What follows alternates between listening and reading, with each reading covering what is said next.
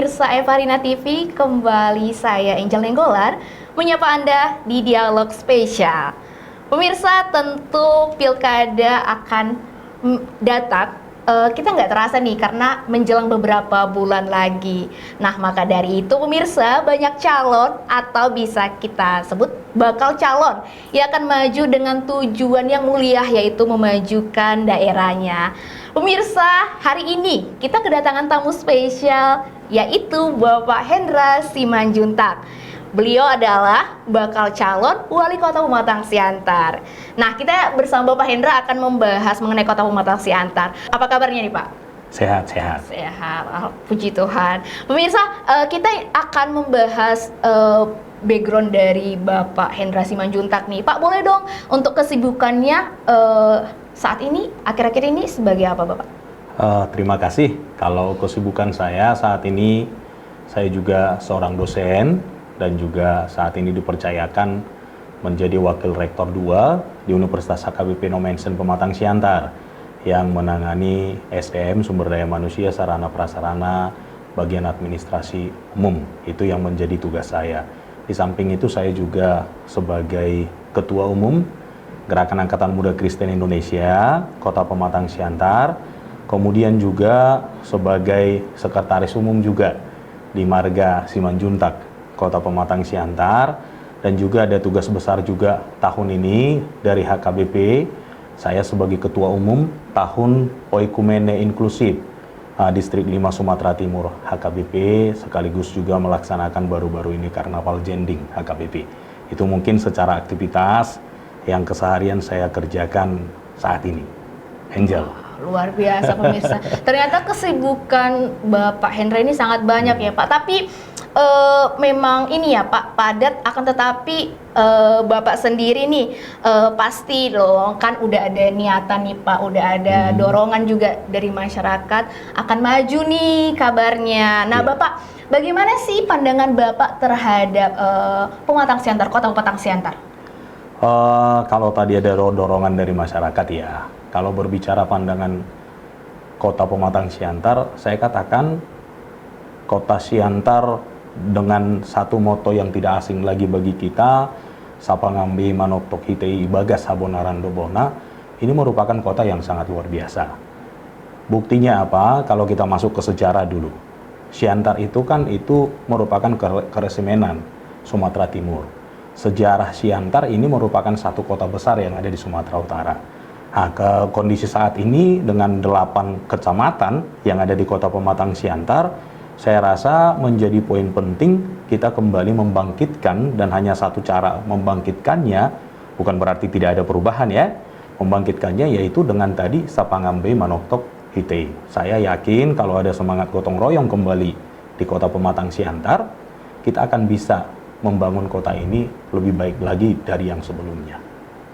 Apalagi kan kita seperti yang dijelaskan oleh Bapak Hendra sebelumnya, Bapak Hendra sendiri sebagai dosen yang dimana mengenal betul ya Pak daerah Pematang Siantar, kan dosen juga pasti meriset apa nih yang perlu dibenahi nih, seperti itu ya Bapak ya. Untuk apa sih Pak sebenarnya yang perlu dikembangkan lagi secara umum di Kota Pematang Siantar sendiri? Mungkin karena tadi ditanya dari sudut pandang kita. Sudut pandang ini juga yang membuat sebuah mimpi. Tadi ada bicara di awal juga disampaikan akan maju sebagai calon. Saya sebenarnya ada 3 hal yang sangat penting. Latar belakang saya pendidikan. Maka saya kan perjuangkan satu adalah pendidikan tadi. Kenapa? Orang Siantar itu pintar-pintar. Buktinya anak Siantar itu bukan hanya dari konteks negatifnya ya, tapi banyak orang pintarnya Siantar. Pertanyaannya di mana itu sekarang? Dan bahkan kalau kita lihat, kita analisa, jangan-jangan yang ke Lagubuti sana, yang ada sekolah-sekolah unggulan lainnya, itu anak Siantar ada di sana. Tapi di Siantar sendiri bagaimana? Itu. Kemudian yang kedua titik berat yang mau saya kembangkan adalah kesehatan. Kalau kita bandingkan dengan kota-kota yang lain, Siantar itu punya rumah sakit banyak, ya. Dan juga kalau kita lihat program strategis nasionalnya dengan tol juga yang saat ini dalam sangat gencar dibangun, Siantar akan menjadi satu pilihan untuk misalnya tempat untuk berobat, atau misalnya kita katakanlah untuk mengembangkan potensi rumah sakit dan juga mengembangkan kesehatan di Kota Pematang Siantar. Dan yang ketiga juga yang menjadi titik berat saya yang saya amati selama ini, tanpa kita sadari, Siantar itu kan sangat luar biasa dengan komunikasi antar umat beragamanya. Di Siantar itu ada 7 gereja besar dan juga pimpinan gerejanya ada di sini, ya. Tanpa kita sadari, berbicara tadi dari sudut misalnya kita katakan Nasrani, di samping kehidupan beragama yang cukup kuat di sini, bahwa suara keumatan Nasrani dari Kota Pematang Siantar ini ke seluruh Indonesia, bahkan ke seluruh dunia. Sementara terjaga toleransi itu di sini. Makanya saya bawa isu yang ketiga adalah spiritualitas. Itu yang saya, sudut pandang saya ini, Angel, ya. Ini jadi ada 3 tadi: pendidikan, kesehatan, dan juga spiritual. Karena keyakinan ketika kita tingkatkan pendidikan, karakter terbentuk, maka yang lainnya itu akan kita dapatkan dengan spiritualitas yang tinggi. Spiritualitas bukan kita batasi hanya di konteks agama tertentu, ya, tidak. Tapi berbicara spiritnya. Kalau tugas-tugas keagamaan udah ada pimpinan di situ, tapi kota akan memberikan spirit itu kepada seluruh warganya. Itu yang mau kita titik beratkan. Pemirsa pasti penasaran kan, Bapak Hendra Simanjuntak ini dari mana asalnya? Nah, boleh nih kita tanya langsung, sebenarnya Bapak lahir di mana sih dan berproses di Siantar ini udah berapa lama? Ya, saya lahir di Siantar. Kalau ditanya tepatnya di mana, di Rumah Sakit Tentra. Itu udah jadi sejarah 15 April 1981.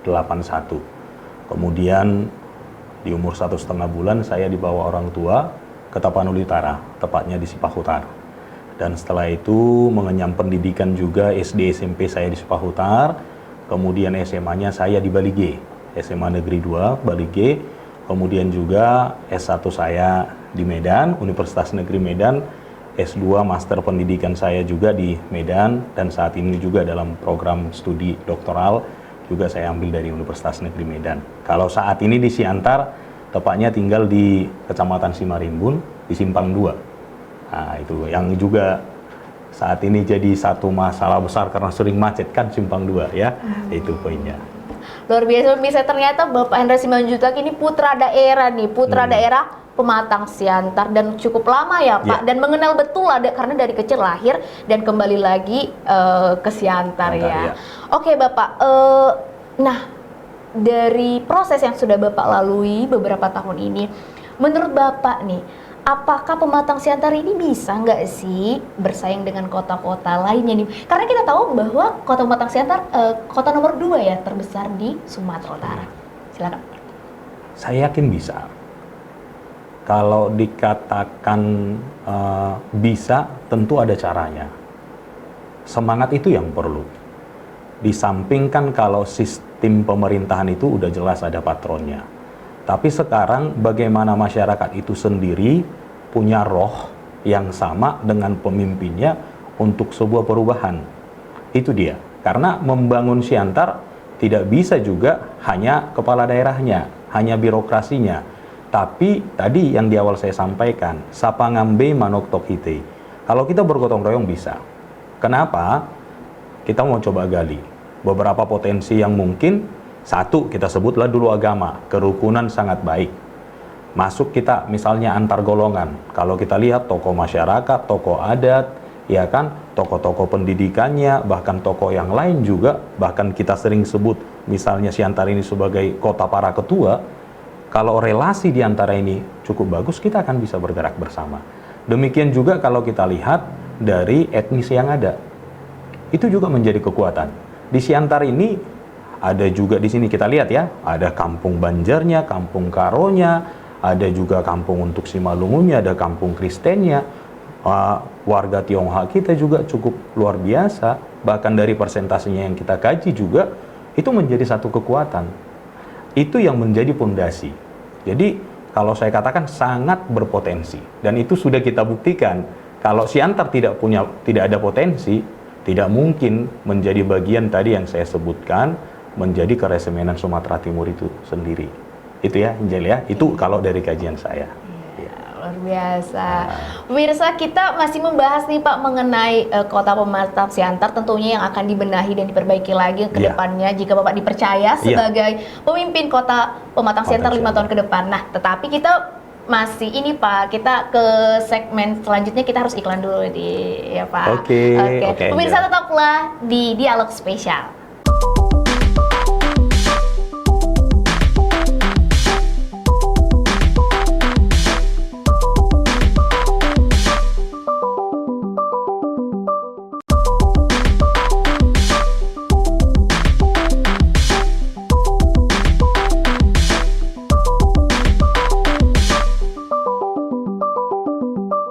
Masih bersama kami dan tentunya bersama Bapak Hendra Simanjuntak. Pemirsa, beberapa hal tadi kita sudah bahas mengenai Kota Pematang Siantar, tapi itu masih sedikit itu pemirsa. Sekarang kita akan bahas mengenai perkembangan pendidikan di Kota Pematang Siantar. Karena kita tahu nih, pendidikan salah satu aspek yang penting dalam kehidupan setiap individu dan tentunya bagi kemajuan suatu bangsa atau daerahnya ya Pak ya. Nah, karena itu Bapak Hendra sendiri juga salah satu loh pemirsa yang berkecimpung di dunia pendidikan. Pastinya beliau akan paham nih, apalagi tentang pendidikan di Kota Pematang Siantar. Nah, dan hal apa saja yang harus dilakukan lagi dalam memajukan pendidikan di Kota Pematang Siantar, kita akan bahas lebih detail bersama Pak Hendra. Nah Pak, sebagai salah satu yang terjun di dunia pendidikan, Siantar sendiri bagaimana sih perkembangan pendidikannya Pak, kalau Bapak lihat? Berbicara perkembangan pendidikan ini ya harus kita lihat juga ya, pendidikan ini yang mana dulu. Kan ada kategorial, yang pertama kita akan lihat dulu adanya pendidikan dasar, kemudian ada pendidikan menengah, dan kemudian ada pendidikan tinggi. Kalau pendidikan dasar itu memang kewenangan sepenuhnya perkembangannya ada di kota. Tapi kalau pendidikan menengah ke atas itu kan sekarang secara leadershipnya langsung itu provinsi. Kemudian langsung kalau berbicara perguruan tinggi itu langsung di kementerian. Kalau kita mau melihat perkembangan, kalau dari segi pesatnya misalnya, apakah bertumbuh perguruan tinggi di Siantar? Saya katakan bertumbuh. Buktinya selalu ada, baik sekolah-sekolah tinggi juga diminati di Siantar. Itu dari mana? Kalau kita lihat potensi yang ada, itu dari sekitaran Kota Pematang Siantar. Pematang Siantar memang kecil, tapi yang mengelilingi dia adalah wilayah yang cukup luas. Salah satunya Simalungun. Dan juga batasannya dengan Batubara, demikian juga dengan Serdang Bedage dan juga Tebing Tinggi. Jadi saya mau berbicara kalau potensi, karena saya keseharian ada di Universitas HKBP Nomensen Pematang Siantar, data yang ada di kami, bahkan dari Riau, Aceh, Lampung dan Jambi juga ada yang memilih untuk sekolah di Siantar. Nah, kalau berbicara tingkat SLTA, SMK, ini potensi yang harus kita kaji lagi. Artinya kaji lagi kenapa? Banyak SMA-SMA yang dikenal di Siantar. Tapi bagaimana kita kembali membangun spiritnya itu, rohnya itu menjadi lebih lagi dari yang ada sebelumnya, itu menjadi semangat dan cita-cita kita ke depannya. Itu mungkin yang saya lihat, artinya perkembangan itu, ya kita katakan, itu harus kita kerjakan. Kalau diukur tadi, misalnya mana perkembangannya, itu harus kita lihat segmentasinya dulu. Itu mungkin yang bisa saya sampaikan saat ini. Tapi berbicara siswa yang berprestasi, kita harus akui Siantar banyak. Siantar banyak. Itu bisa kita lihat persentasi misalnya ke sekolah-sekolah unggulan. Siapa yang lulus di SMA Soposurung, SMA Del, SMA unggulan yang lain itu pasti putra-putri Siantar ada di sana. Saya jamin itu. Itu berbicara luar biasanya sumber daya manusia yang ada di Kota Pematang Siantar, Angel. Itu mungkin yang bisa saya sampaikan. Baik Bapak. Ya. Wah. Nah Pak, selama ini kan berproses di sektor pendidikan ya Pak ya. Apa saja sih yang sudah Bapak lakukan dalam, karena Bapak tadi selain dosen Bapak juga ada di organisasi ya Pak ya, berkecimpung di organisasi. Apa sih program-program yang sudah dilakukan dalam mendukung peningkatan pendidikan di Kota Pematang Siantar? Yang pertama, saya nggak usah lah misalnya kita berbicara yang hanya di pikiran ya. Saya hanya bisa bercerita 2015 saya salah satu tim penyusun proposal untuk membuat FKIP Nomensen itu menjadi universitas.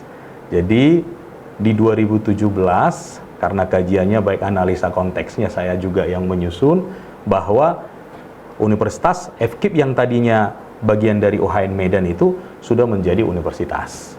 Jadi ini juga yang menjadi program strategis. Kenapa saya katakan itu satu dulu poinnya. Kedepannya yang ada di pikiran saya, apakah di Siantar ini bisa punya potensi untuk ada universitas negeri? Saya akan katakan iya. Kita garis bawahi dulu potensi. Dasarnya apa? Masa Sumatera Utara seluas ini hanya Medan yang punya universitas negeri? Yang lainnya di mana? Coba kita bandingkan dengan Aceh. Berapa sekarang di situ universitas negeri?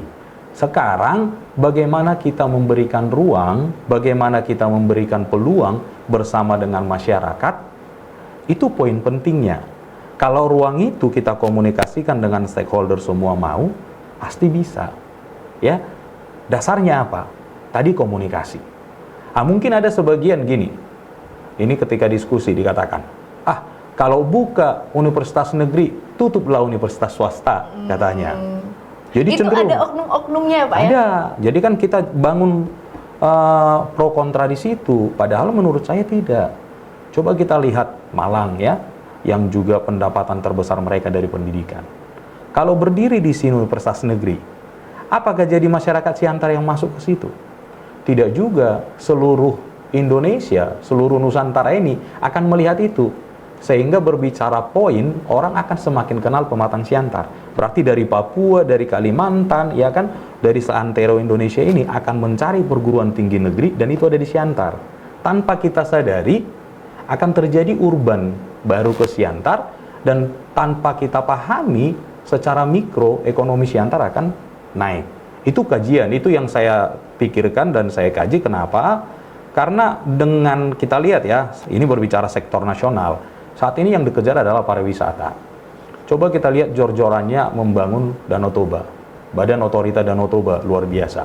Dari poin itu apa yang mau kita lihat? Sebenarnya di program strategi nasional, yang juga saya coba lihat, saya baca, itu berharap misalnya wisatawan mancanegara itu akan misalnya mendarat di Kuala Namu, bagaimana cara kita di Sumatera Utara sampai ke Danau Toba itu bisa mereka bertahan 2 minggu? Ya harus kita ambil dong Siantar menjadi satu bagian yang menarik bagi mereka. Karena ketika sampai di Bandara Internasional Kuala Namu, melintasi kota-kota Siantar.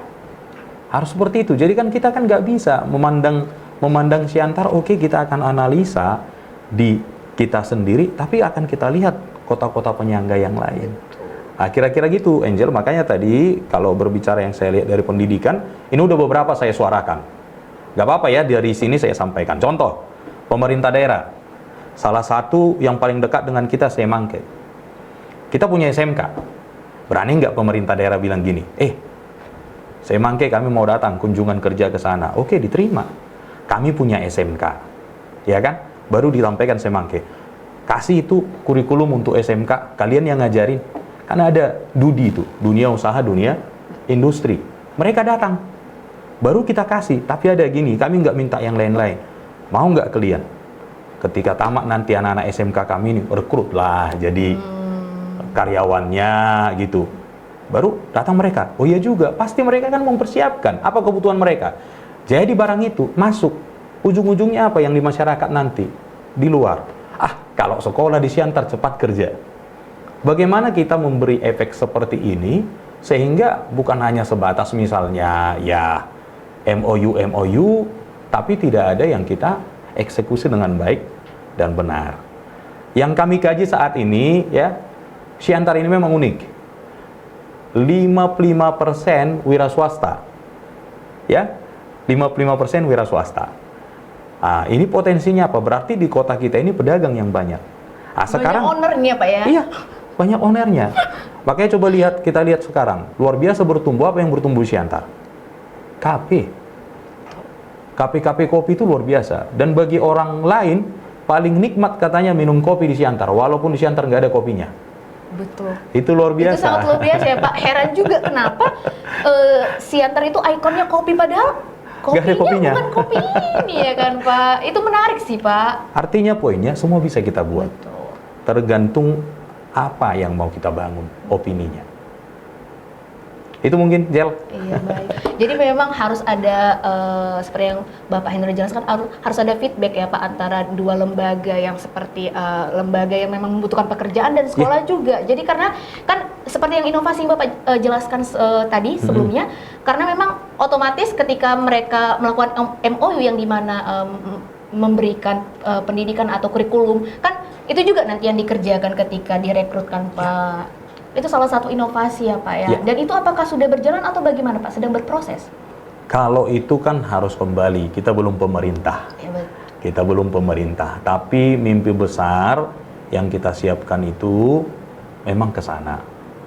Jujur, tadi kan kita sebut pendidikan, kesehatan, spiritual, ya. Konsepnya ini semua membangun sumber daya manusia. Kalau sumber daya manusianya kita bangun, apa yang nggak bisa kita lakukan? Itu kuncinya di situ. Jangan misalnya semua bisa kita buat. Masalahnya sekarang kita menangkan nggak sumber daya manusianya. Itu poin penting yang mau saya ambil, Jal. Mungkin karena latar belakang saya pendidik, ya pendidikan itu bukan hanya sebatas antara tahu dan tidak tahu, tapi perubahan tingkah laku juga bagian dari poin penting dalam sebuah pendidikan. Pada umumnya semua bisa ya Pak, tergantung kitanya bagaimana ya Pak, dan menjalin komunikasi tadi. Nah Pak, kita bahas tadi setelah kita membicarakan bahwa pendidikan di Pematang Siantar bisa nih bersaing dengan, dan SDM-nya juga memang harus diperbaiki dari segi spiritual tadi juga ya kan, akhlaknya ya Pak ya.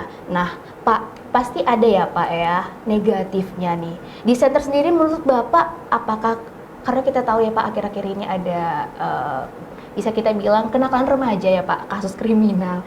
Nah, apakah itu yang memang yang melakukan tindakan tersebut, oknum-oknum itu yang memang maksudnya masih minim menerima pendidikan atau kurang atau bagaimana Bapak? Berbicara kenakalan remaja ini seringkali yang menjadi kambing hitam remaja ya. Jangan-jangan kenakalan orang tua juga banyak gitu. Betul, ya. Betul, cuma nggak terekspos aja ya Pak ya. Jadi apakah ini minimnya pendidikan gitu ya? Tadi saya katakan pendidikan itu juga perubahan tingkah laku. Pendidikan sejatinya kalau dengan proses monitoring yang kuat itu akan sampai ke titik tadi perubahan tingkah laku. Jadi saya tidak bisa menjudge, misalnya kita katakan, oh karena pendidikan yang seperti ini, tidak. Tapi kita mau lihat dulu, misalnya banyak hal faktor yang lain. Bisa juga kenakalan itu terjadi, pertama karena pendidikan di keluarga. Juga tadi yang saya sebutkan, masalah pembangunan spiritualitasnya, dan lain-lain. Jadi jangan nantikan seolah-olah kita katakan, oh karena pendidikan tidak bagus di Siantar, kenakalan remaja meningkat. Belum pernah ada hasil risetnya mungkin untuk itu. Tapi banyak hal. Kenakalan itu saya yakin bukan hanya di Siantar ada. Tapi bagaimana kota, kita ini kan kalau ke depan mau jadi pemimpin, kita ini bukan milik sekelompok orang, tapi milik semua. Bagaimana kota memberikan ruang ke mereka. Jadi saya berpikir, ini ada pernah saya buat event. Orang tua kan sering, wah anak-anak main games. Padahal tanpa kita sadari kita larang, tapi kita nggak ngasih ruang ekspresi publik ke mereka. Jadi ini satu poin yang juga saya mimpikan. Jadi saya pernah buat satu pertandingan Mobile Legend. Saya kaget, Jel, ya. Kagetnya apa? Dari situ luar biasa membludak yang ikut. Dan mereka luar biasa mainnya. Yang saya lihat ternyata Mobile Legend itu juga, ya, di situ ada kerjasama tim yang diharapkan. Mungkin kami orang tua pikiran kami apa? Masih berbicara main patok lele, main apa? Padahal orang awam mengira gadget merusak mata, padahal ada sisi positif yang bisa kita lihat ya Pak ya. Nah, sekarang pertanyaannya, ada nggak kita kasih ruang untuk mereka? Contoh, mainlah saat ini yang baru geng motor gitu ya. Saya tahu dari dulu kan adanya kelompok-kelompok motor. Apa nyarti geng ini gitu? Pernah nggak kita kasih ruang di Siantar ini? Contoh, kita sediakan aja road race untuk mereka. Mereka jadi atlet. Itu ruang ekspresi publik itu. Pernah nggak Siantar berpikir, oh seperti ini, ada Jalan Merdeka Sutomo. Kita buat Leni jadi area road race. Kita kerjasama semua ya. Kenapa saya bilang, di Siantar ini semua mungkin. potensi keamanannya juga oke. Coba kita lihat, ada Rindam, ada Korem, ya, ada juga di sini ya, semua Polres juga. Itu semua bisa. Masalahnya sekarang mampu nggak kita ngasih ruang ekspresi publik? Oke, tawuran. Ayo kita kasih aja, kita buka aja di Siantar Ring Tinju. Lapangan Adam Malik itu luas. Kenapa nggak kita buat aja event nasional di situ? Itu gambaran ruang ekspresi publik tadi. Sehingga orang mimpi, oh, majulah, ada sasana tinjunya atau apa, kita latih. Saya rasa di situ poin. Mampu nggak kita? Jangan selalu kita judge nakal. Tapi kita nggak kasih solusi. Jangan-jangan memang dia hobinya bertarung, kan gitu. Kita kasih aja Nggak ruang. harus selalu akademik ya Pak. Iya. Jadi harus seperti itu, Angel ya. Jangan misalnya judge seperti ini, tapi kita nggak pernah memikirkan solusi. Itu tadi pembangunan sumber daya manusia itu. Oke, baik. Nah Pak, dari yang tadi saya dengar nih Pak, berarti Bapak sudah banyak bayangan pemirsa, khususnya warga dan masyarakat Pematang Siantar. Udah ada nih bayangan dari Bapak Hendra Simanjuntak sendiri, inovasi apa yang akan dihadirkan dan pastinya perencanaan-perencanaan yang baik ya Pak ya. Nah, kan pasti ada oknum-oknumnya tuh Pak, pasti ada oknum-oknum yang kayak seperti menolak ya. Kota Pematang Siantar, kota pendidik, tapi apa buktinya? Dari mana? Tidak ada, seperti yang tadi Bapak jelaskan, tidak ada universitas negeri, tidak ada sekolah favorit yang seperti kita tahu di Tapanuli sana ada ya Pak ya. Nah, kota Pematang Siantar tidak ada, tapi kota Pematang Siantar dijuluki itu kota pendidik. Bagaimana Bapak, pandangan Bapak sendiri menanggapi oknum-oknum seperti itu? Oknum itu biasa, bagian dari kita. Kalau saya bilang perbedaan pendapat, bagi saya itu adalah poin saling menajamkan. Saling menajamkan. Ketika orang ada pro dengan saya, otomatis dia akan menjadi bagian untuk merencanakan atau juga mengerjakan semua visi yang ada kita pikirkan. Kalaupun dia di posisi kontra, dia akan menjadi fungsi kontrol untuk kita. Jadi biasa. Jadi semua itu komunikasi. Harus komunikasi. Nggak ada. Ibarat netizen ya Pak ya? Ya, bisa membangun nih. Karena kan nggak ada yang sempurna, Angel. Betul, betul. Ya, mungkin dari pandangan saya sempurna. Tapi yang ada sama saya itu orang yang harus menilai. Kan gitu ya. Jadi ini poin yang harus kita buat. Pro kontra itu iya. Kalau ada misalnya oknum yang bilang tidak, nggak masalah. Karena memang kan kita akui Siantar kota ketua. Tapi kalau bagi saya dibilang Siantar ini kota ketua itu menunjukkan sebuah kehormatan. Kenapa? Kalau ketua pasti akan memberikan yang terbaik kepada anggotanya. Nah, gitu kan. Ini nih pemirsa luar biasa. Hangat nih pembicaraan kita Pak, diskusi kita. Tapi kita tahan dulu Pak. Nah, setelah segmen selanjutnya pemirsa tentu saja kita akan mendengarkan visi misi dari Bapak Hendra Simanjuntak. Tetaplah di Dialog Spesial.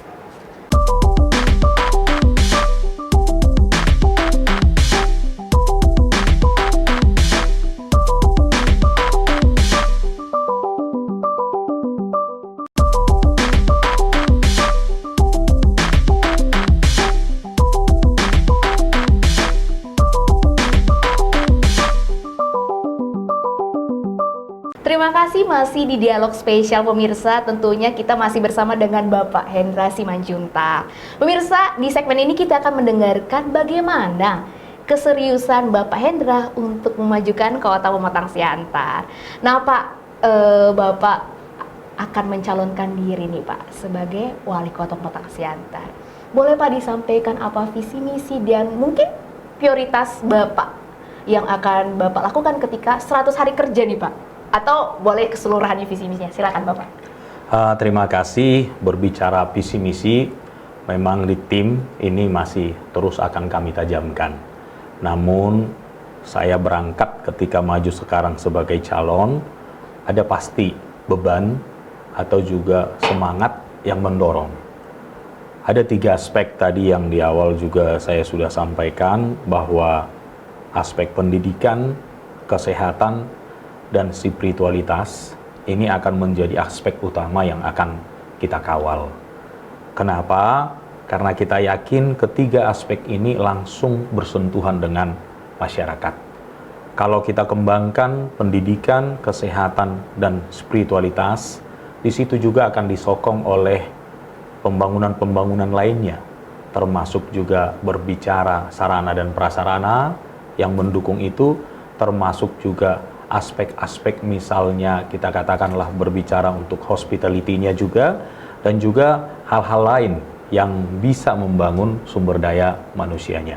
Kalau berbicara program 100 hari, saya tentu untuk mengembangkan ini dengan 3 aspek tersebut yang akan kita kerjakan akan masuk ke tingkat-tingkat sekolah, ya, tingkat sekolah baik itu pendidikan dasar, menengah, dan juga untuk pendidikan tingginya kita akan bersama-sama berkolaborasi, demikian juga dengan birokrasinya. Karena pemerintah tidak akan pernah bisa berjalan tanpa semangat dari birokrat yang mendukungnya. Jadi itu sebuah keniscayaan. Dan yang ketiga juga akan langsung kita kolaborasi dengan semua pimpinan-pimpinan agama yang ada di Siantar, yang semua ada. Dan kita akan bersama-sama bersinergi menetapkan apa rencana strategis yang akan kita mulai kerjakan secara bersama-sama. Jadi memang agak polemik ini berbicara program 100 hari katanya ya. Kenapa? Karena kita lihat udah menjadi wali kota kapan dilantik. Tanpa kita sadari kita tidak akan mudah berubah secepat itu. Karena anggaran sudah ditentukan sebelumnya. Ini polemik yang harus dipahami bersama. Maka kita harus serba hati-hati untuk mengerjakan ini. Yang pertama yang harus kita kerjakan sinergisitas untuk semua, sehingga kita punya pola perencanaan yang sama, baik juga khususnya untuk legislatifnya juga, dan juga kita minta pandangan dari judikatifnya, sehingga kita betul-betul terkawal eksekutif untuk mengerjakan yang terbaik untuk Kota Pematang Siantar. Itu mungkin yang bisa saya katakan, Angel, ya. Berarti semua elemen mencangkup ya Pak, mengajak seluruh Harus kolaborasi lah iya, Pak ya. kolaborasi. Iya. Biasa. Nah Pak, saya juga penasaran nih, selain karena putra daerah, apa sih yang membuat Bapak Hendra ini memilih Kota Pematang Siantar untuk memajukannya? Kenapa nggak kota lain? Satu, kenapa dipilih? Tadi udah kita katakan, saya di Siantar. Saya rindu Siantar keren. Harus keren. Kerennya itu dari mana? Ini kerennya itu kalau kita lihat dari semua. Baik itu tadi pendidikannya, kesehatannya, dan juga untuk spiritualitasnya. Harus. Kenapa memilih ini? Saya memang ada di sini. Di situ. Jadi kita kan nggak usah misalnya, wah memandang. Memang kadangkala di kota kita sendiri kita akan tertolak. Di kota lain mungkin banyak misalnya yang bisa kita sampaikan gitu. Tapi saat ini saya akan memilih untuk itu. Dan itu juga kenapa saya memilih jalur independen. Saya bukan anti partai. Tidak. Saya sangat dekat dengan para ketua-ketua partai, juga dekat. Tapi apakah benar masyarakat Siantar itu mencintai kotanya? Itu yang mau saya coba sekarang gugah ke semua. Siantar keren itu ya harus dari Siantar itu sendiri gitu. Jadi selama ini misalnya banyak punya kerinduan membangun kota Siantar. Tapi secara konteksnya apakah mereka bisa bersama-sama memahami peta itu? Tadi udah ditanyakan Angel. Saya sangat respect dengan semua. Ada kadang ada sedikit, nggak apa-apa ya saya sampaikan. Ketika saya ke Tanjung Pinggir, di sana tempat pembuangan sampah, ketika terakhir ini saya ke sana dikirain orang itu, wah ini baru dikunjungi lah ke Tanjung Pinggir, padahal enggak. Dari sekitar 20 tahun yang lalu juga kita udah ada di sana buat pengobatan gratis. Ada juga kita laksanakan di sana bersama dengan kawan-kawan, ada persekutuan Kristen antar universitas, ada juga kita buat Sopona Med untuk mengajari anak-anak yang di sana. Di sana sangat miris juga, ini kota tapi banyak di situ penduduk yang tidak jelas identitas kependudukannya. Itu bentuk kekhawatiran. Jadi kalaupun Angel saya beranikan diri dengan berbagai macam ya tadi ya, pro dan kontra, gosip, dari mana uang si Hendra gitu ya. Saya saat ini kekuatan yang mau saya sampaikan bahwa dengan kekuatan dua itu akan menjadi spirit bagi kita. Niscaya juga tanpa uang, niscaya. Memang di politik butuh kos. Jadi kos itu ini yang kita harapkan. Kalau Siantar setuju dengan konsep Sapangambei Manok Tokhite, ayo kita gotong royongkan bersama. Sehingga kota ini milik kita, bukan milik sekelompok orang. Jadi itu semangat saya, Angel. Saya pilih Siantar. Luar biasa. Nah, Bapak boleh dong diceritakan nih pemirsa perjuangan Bapak hingga saat ini bisa ada di tahap ini. Boleh yang dari yang tadi Bapak? Ya, perjuangan di tahap ini memang sudah cukup panjang. Dan jujur saya secara pribadi melihat berbagai tantangan, spirit saya juga down juga. Saya nggak malu bilang itu. Karena kami harus mengerjakan dengan tim, dengan posisi ya sedikit. Datang dari KPU untuk independen tanggal 5 sampai tanggal 12. Di situ proses sosialisasi harus kami kerjakan semua dan juga harus mencari dukungan. Kami tuntaskan. Kemudian diberikan waktu 3 kali 24 jam untuk mengupload ke silon dukungan itu dengan bersama tim. Pada saat itu kami tidak bisa upload. Sehingga kami dianulir dari KPU. Tidak bisa lagi melanjutkan ke tahapan berikutnya. Kemudian kami sampaikan keluhan kami ke Bawaslu, ruang yang dibukakan, ada di situ namanya ya, ada sengketa proses, kami mengadu ke Bawaslu. Kemudian di sana kami bersidang kurang lebih 2 minggu, Bawaslu memberikan waktu kembali kepada kami. Setelah diberikan waktu, kami tuntas. Dan terakhir sampai ada perbaikan, kami dinyatakan lolos verifikasi administrasi. Saat ini Angel kami dalam posisi verifikasi faktual. Di verifikasi faktual ini, surat dari KPU itu semua door to door, sensus. Jadi yang ditetapkan dari verifikasi administrasi, 20.777 dukungan yang diberikan oleh masyarakat ke kita. Maka sekarang KPU melalui dan Bawaslu, melalui PPK, PPS, dan juga Panwas, dan juga PKD-nya, door to door ke rumah. Dari mulai tanggal 21 sampai dengan tanggal 4 Juli. Ini yang kami hadapi saat ini, kami lagi berproses, apakah kami lolos dari verifikasi faktual. Tapi doa kami di tim juga, ya semoga perjalanan kami ini bisa ke depannya kami lolos. Setelah lolos verifikasi faktual, kami ditetapkan sebagai calon, maka dipastikan kami akan menjadi bagian yang ikut bertarung untuk Kota Pematang Siantar. Dan saya juga melalui ini sampaikan, kami berjuang dan kami yakin menang. Kenapa? Karena dukungan dari masyarakat itu yang paling berharga bagi kami. Sangat. Bukan anti parpol, ya. Kita tidak anti parpol.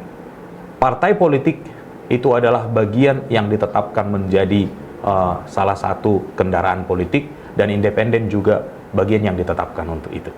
Ya Angel ya, jadi kita bersahabat semua, harus berkolaborasi membangun Siantar. Biasa, wah ternyata tidak main-main ya Pak proses perjuangannya ya. Dan luar biasa capeknya. Tapi tetap Siantar semangat kan ya Pak, karena yang saya pelajari juga dan tetap masih saya terapkan, down terus up, down itu hal yang biasa, dan itu yang membuat ya, karena Bapak tadi masuk dalam 3 prioritas Bapak, visi misi spiritual, ya. sorry. Oke Pak, terakhir nih Pak, boleh Pak disampaikan pesan dan harapan Bapak kepada masyarakat Kota Pematang Siantar. Terima kasih. Saya Hendra Simanjuntak, yang juga bagian dari masyarakat Siantar, yang saat ini tugas keseharian saya di pendidikan. Kepada masyarakat bermohon, mari kita bersama-sama menciptakan kondisi yang kondusif untuk Kota Pematang Siantar, khususnya ke depan kita akan dalam satu pesta demokrasi, pemilihan kepala daerah. Kita yakin bahwa masyarakat Siantar akan memilih pemimpin yang terbaik. Terbaik untuk semua. Kami sangat berharap, khususnya saya Hendra Simanjuntak, agar menjadi bagian dari Kota Pematang Siantar, dan satu kerinduan yang terbesar adalah memberikan yang terbaik untuk kota ini dengan semangat sapangambe manoktok hitei ibagas habonaran dobona. Tuhan memberkati kita semua. Terima kasih untuk masyarakat Siantar. Horas. Luar biasa pemirsa, Pak Hendra memiliki visi misi tujuan yang sangat jelas, terutama karena Pak Hendra sendiri berkecimpung di sektor pendidikan. Dan Bapak, terima kasih atas kehadirannya, sudah meluangkan waktu ke dialog spesial program kami ini. Sehat selalu, sukses selalu Bapak Hendra. Ya. Untuk pemirsa Evarina, terima kasih sudah menyaksikan dialog spesial. Tetap saksikan program kami dengan narasumber lainnya. Saya Angel Nenggolan dengan Bapak Hendra, pamit undur diri. Terima kasih dan sampai jumpa. Terima kasih. Terima kasih Bapak. Angel. Terima Ya. kasih.